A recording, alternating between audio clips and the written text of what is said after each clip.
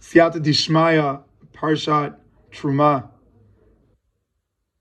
5783, entering in the realms of Purim, and also the fourth yerzheit for Eitan Eliezer ben Mordechai, the best friend that I was zocha to have, who really taught me on a daily basis to love the world of the Mishkan resembling physicality, and to see physicality as spirituality was obviously why it was a constant chavruta between us about how to eat healthy and how to work out, and that many of the chavrutot were more about basketball and working out because he believed that the Mishkan wasn't a mistake, that it was a real vision from Hashem.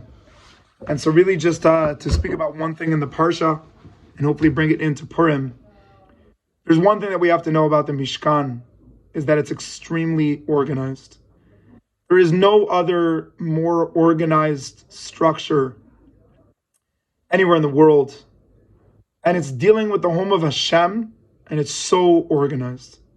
And because it's so organized, every little thing that's out of order obviously opens our eyes.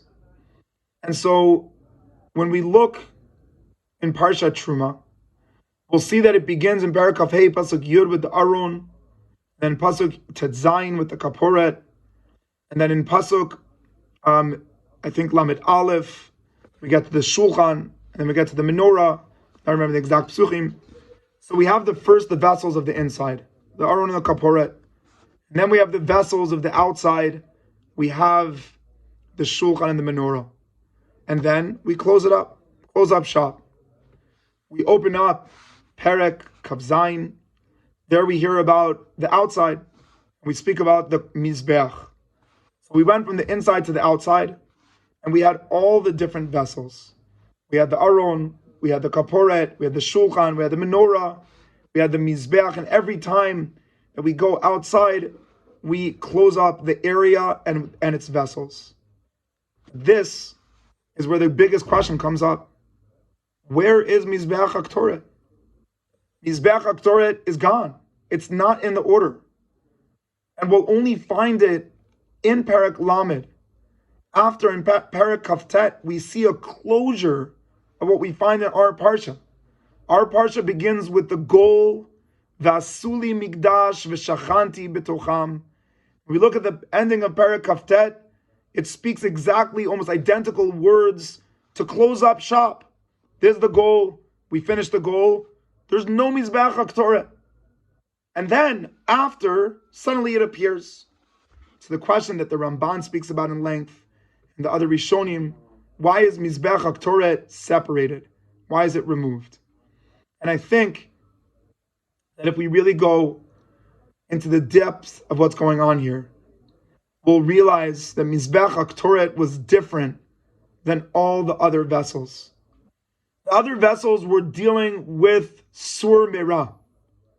We sinned in the Egel, and we had to build a Mishkan to reconcile for the mistakes that we made.